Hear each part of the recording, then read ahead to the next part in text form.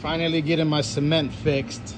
We had to break this out a few years ago because the main sewer line had busted. So now they had to replace like underneath. Good thing they didn't have to break all this. And then they're gonna fill this back in right here. Cement.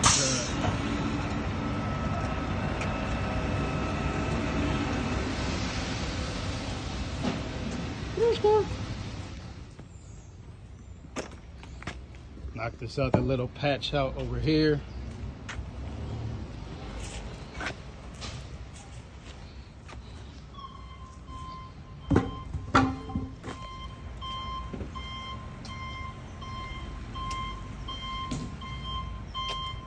Back her up, buddy.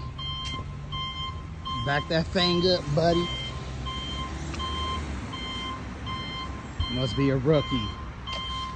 Just because people got gray hair doesn't mean they're rookies. Trust me, I learned that when I became a truck driver. I used to see these old dudes hop out the truck.